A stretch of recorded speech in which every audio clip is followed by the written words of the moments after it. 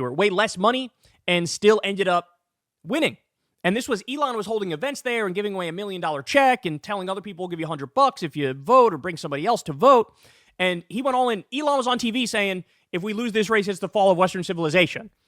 So they really had all their eggs in that basket. And what they were looking for was validation of what Trump has been doing and what Doge and Elon have been doing. And the voters not only smacked them down, they smacked them down astronomically. We're talking about, it was supposed to be a close race. It was called almost instantly, and it's a double-digit victory for the Democrat. Double-digit victory. So with that, here's the reality. All these Republicans, they are political creatures, and they care first and foremost about saving their ass. To this point, that's why they've sucked Trump's nuts from the back, is because they feel like, hey, this guy always seems to weather the storm, always seems to come out on top, so we got to hitch our wagon to him. We have no choice, right?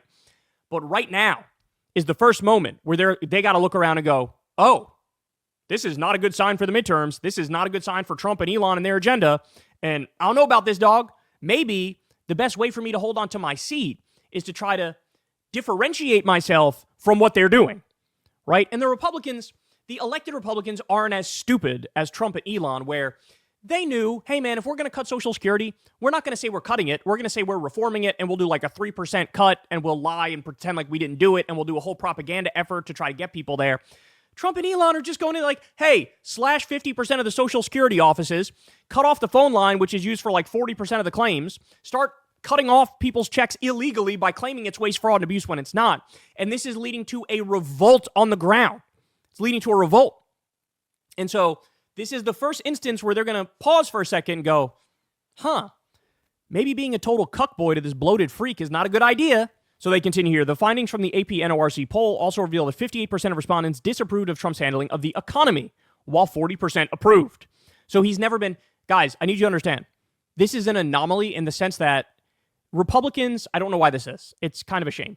But Republicans generally always have a higher approval rating on the economy than Democrats. Because I think the stereotype of the Republican in people's minds is they're like a serious old man who wants to save you your money, right? Give you tax cuts. They're fiscal conservatives, so they watch very closely. And this is the stereotype. None of that is true, but this is what people think, right? So Republicans always have better numbers on the economy than Democrats, like regardless of the facts.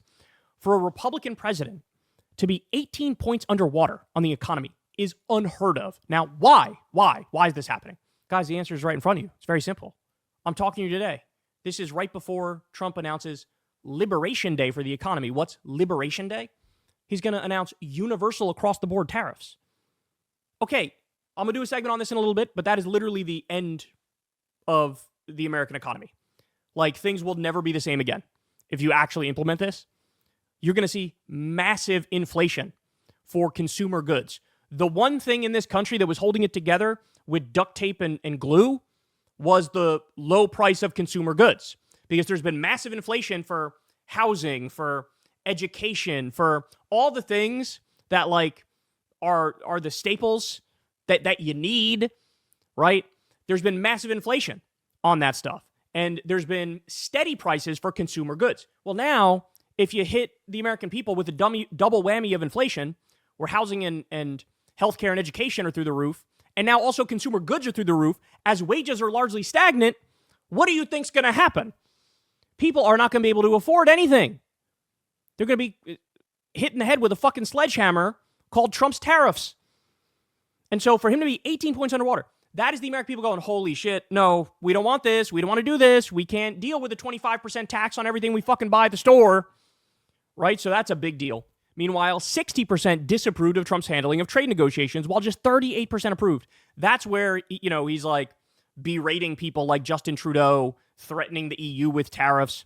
Like, this is people looking at that, go, what the fuck are you doing? Like, what are you doing? The results were divided along party lines, with Republicans approving overwhelmingly of Trump's handling of both issues and Democrats disapproving strongly. The finding mirrors other polls in recent weeks, which have shown Trump's approval ratings on the economy and tariffs plummeting. A poll by YouGov and Yahoo, conducted between March 20th and 24th among 1,677 adults, revealed that Trump's approval rating on the economy was 39%, while 51% disapproved. That's only going to go one direction, y'all. That's only going to go one direction, because it sounds like he's following through on these tariffs, which will mean just the stock market is going to absolutely implode. There will be massive job loss as there's been in the public sector and now the private sector too, and prices are going to skyrocket. The poll also showed that a majority of Americans believe that the U.S. was already in a recession or headed towards one. On Monday, Goldman Sachs raised its odds of a recession in 2025 to 35%, up from 20% previously. That's a conservative number, y'all. That is the company's highest recession probability since the regional banking crisis 2 years ago. Meanwhile, JP Morgan now says the chances of a recession this year stand at 40%, with both business sentiment and consumer confidence having slumped in recent weeks. Consumer confidence has plummeted.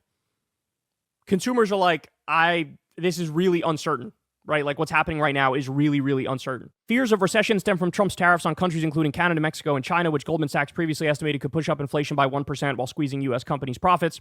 Trump has sought to blame inflation on his predecessor, Joe Biden, at an event at the White House in March. He said the U.S. economy and its economy went to hell under Biden. However, a Morning Consult poll published on March 20th suggests that the message no longer resonates with voters. Oh, you don't say.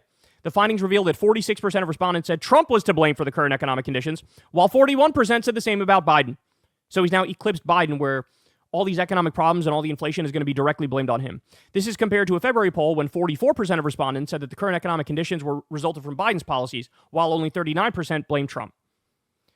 Newsweek's average of the 10 most recent polls show that Trump's approval rating stands at 47%, while 49% disapprove, giving him a net score of minus 2 points. Both his approval and disapproval ratings have remained relatively stable in recent weeks. Well, ladies and gentlemen, as you see here, right? See how the disapprove is ticked up and the approve ticked down? You just wait, bro.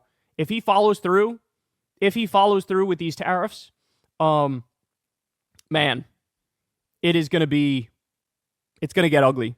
I'm talking 2008 Great Recession ugly. I'm talking COVID downturn ugly. If he is as rigid and stubborn and ideological as he appears, we could be talking about these tariffs like we talk about the Smoot-Hawley Act, which helped lead to the Great Depression. That's where we are right now. So it's not looking good for the big guy, and it's only going to get worse. One more thing I wanted to show you on this. One more thing. Ready?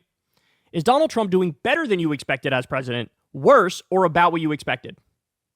A plurality of voters, 42%, a plurality of voters say he's doing worse.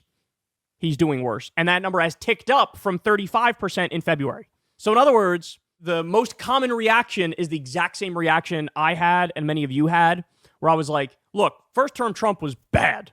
He was bad. Tax cuts for the rich, deregulation, more bombings, right? It was bad. It was bad.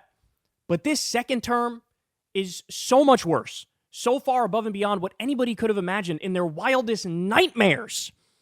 And that appears to be the response, the plurality response of the American people. So you're not crazy. You're not alone. Everybody else is seeing this shit too. Hey, y'all, do me a favor and like and subscribe. It helps out big time in the algorithm.